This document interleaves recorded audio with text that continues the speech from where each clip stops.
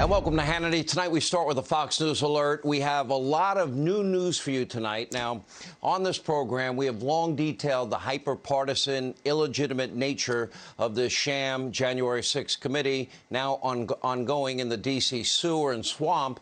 But over the past 48 hours, this charade has been exposed for all to see. Now, after yesterday's frankly ludicrous testimony, no one in their right mind should take this committee seriously. It has been apparent from day one this committee always had a predetermined outcome, and every single person on the committee, we all know, voted to impeach Trump and hates Donald Trump. And what we all witnessed was so blatantly dishonest, so unethical, that the members of the committee, well, they should be ashamed of themselves, although we all know they have no shame. Nor do their cheerleaders, known as the media mob. They are completely shameless. Now, together, they have lied to this country about Trump-Russia collusion. They have ignored Hillary Clinton's dirty Russian disinformation dossier. The Democratic Party, the media, they together ignored abuse in the FISA courts. They ignored Hunter Biden's laptop just weeks before the 2020 election that could have been relevant and could have had an impact on that election. Russian disinformation, they made it up. It turned out all to be true. They ignored the real quid pro quo with Joe Biden holding out $1 billion taxpayer dollars unless they fired a prosecutor investigating his zero-experience son making millions in Ukraine. They ignored Joe's lies about, I never one time talked to Hunter about his foreign business dealings. Now we have a phone call from 2018. He was denying ever talking to him about it all through 2020. The media mob, they echo every lie of the Democratic Party. They protect the Democrats at all costs, at all times. Remember, they told us yesterday this was an emergency hearing. We have shocking, game-changing, new information brought forward by a White House staffer named Cassidy Hutchinson. But that wasn't true. This was not an emergency hearing at all. This was not breaking new information. In fact, the committee actually, we discovered, interviewed Ms. Hutchinson on tape on 4 separate occasions prior to the testimony. Now, they have known about her claims for months, but apparently they never got around to corroborating any of them, which is pretty weird because Hutchinson's claims, we now have discovered, are hearsay claims. Like, for example, her wild story about Trump physically assaulting 2 Secret Service agents while trying to commandeer the presidential limo, the beast as they call it, and drive it to the Capitol himself. Now, tonight we're learning that the committee never even one time reached out and did their due diligence to the Secret Service to ever verify that far-fetched claim.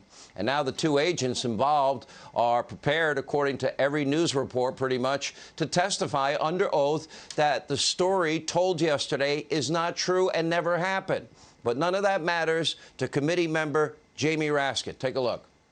Have you corroborated from other witnesses that President Trump grabbed the steering wheel in that limousine and got into an altercation with his lead agent? Well, Cassidy Hutchinson is an entirely credible witness. She testified under oath in front of the entire country. Everyone was able to judge her demeanor. She has no motivation or interest in lying in any way.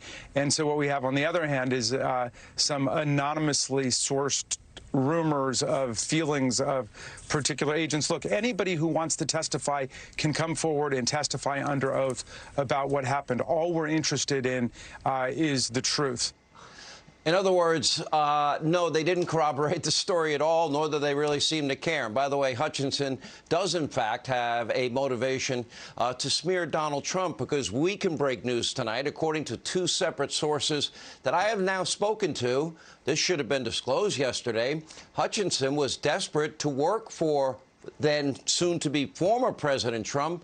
And we have confirmed that, in fact, she did work for Donald Trump after the election in his post-presidency Washington, D.C. office for several months, to be exact, from January 21st to April 9th, 2021.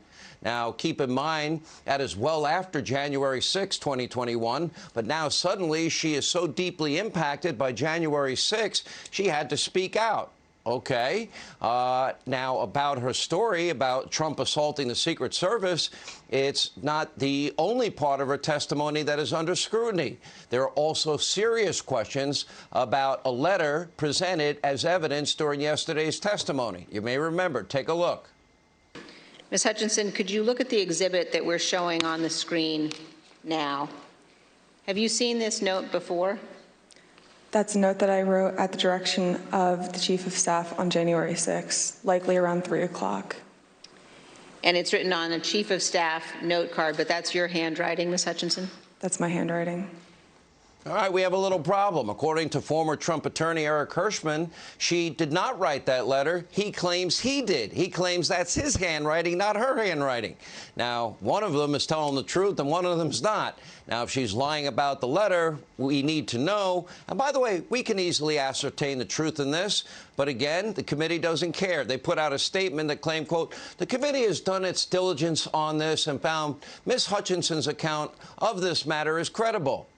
What diligence did you do exactly? Now, if this is such an important committee presenting such important evidence to the American people, I don't know whose handwriting it is. I'll be honest. The committee that never asked the Secret Service about her story, why not follow the science? We'll use the Democrats' favorite line. Follow the science, bring in handwriting experts, and let them verify the handwriting on the letter. Is it his or is it hers? Keep in mind, during a legitimate proceeding, well, covering up exculpatory evidence, that would be considered deeply unethical and would usually end a case right then and there, or if it's found out later, that would overturn a guilty verdict, for example.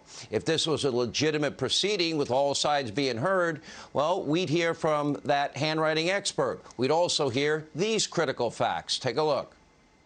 Calling up the guard, and then it became the chain of command went to Nancy Pelosi and to the mayor of D.C., Muriel Bowser. Did you, as required by law, authorize that? 100%, and attested to by many people, and they turned it down. Nancy Pelosi turned it down. Mayor Bowser's written refusal, the communications between the leader of the Capitol Police and their chain of command to the DOD refusing our request to allow National Guardsmen and women to stage on January 4 and 5 before January 6. Did you both ask for the National Guard to be called up? Without a doubt, Sean, we've made that very clear, not just once, but on numerous occasions. We wanted to make sure that there was plenty of National Guard on the ready in case there was some kind of violence. I had a meeting with President Trump on the 3rd of January concerning some international threats, and at the very end, he asked if there were any requests for National Guard support. What was the president's response to you with regard to the request made by Mayor Bowser?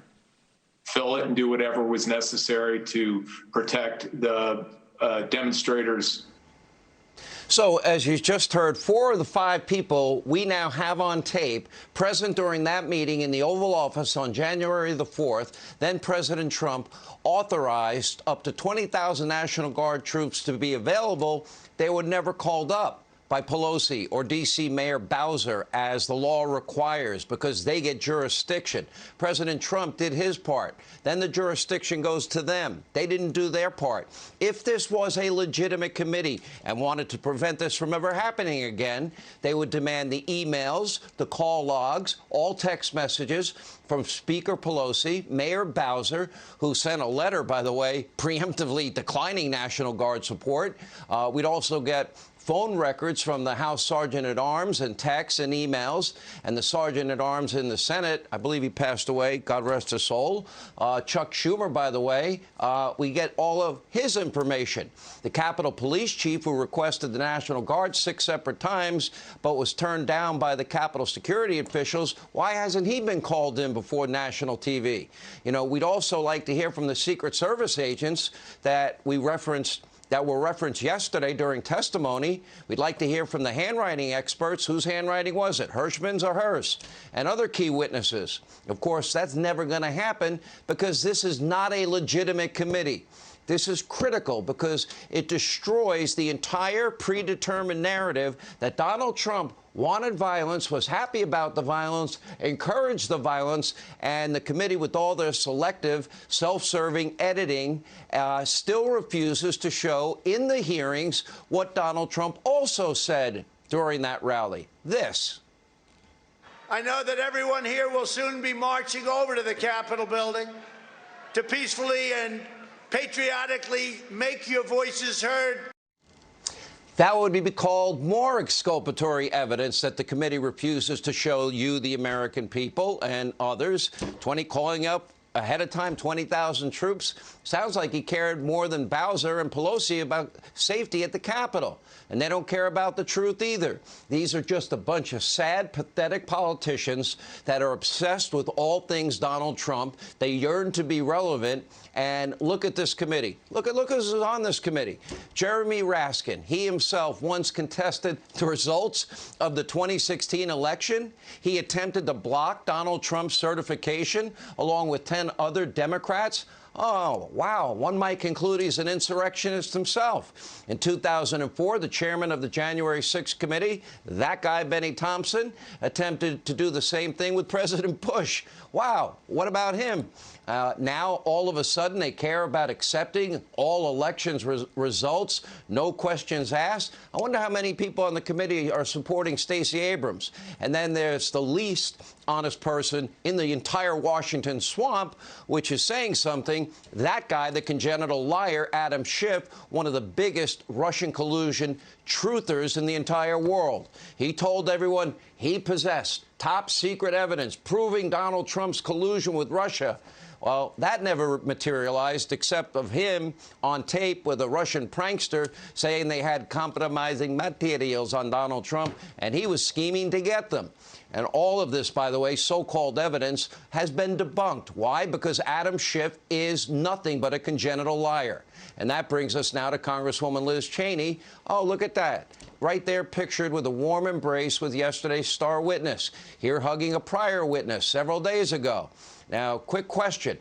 We're just supposed to sit back and accept all of the anti-Trump rhetoric by all the Trump impeachers. There's not one person that has a different point of view on this committee. We're supposed to just take everything as pure gospel truth.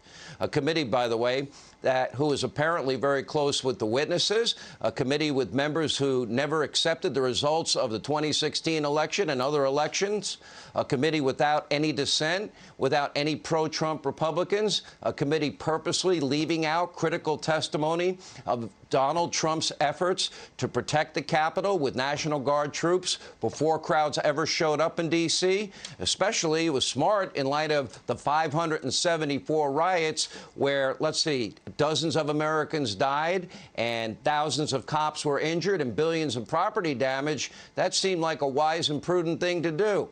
Jim Banks will join us in a minute. They were not allowed on the committee. They were kicked off the committee. Why? Because the committee doesn't care about the whole truth and nothing but the truth. It doesn't care about ethics. It doesn't care about real justice. It doesn't care about making the Capitol more secure. The committee only cares about smearing Trump and trying to make it impossible for him to ever run again. Hey, Sean Hannity here. Hey, click here to subscribe to Fox News YouTube page and catch our hottest interviews and most compelling analysis. You will not get it anywhere else.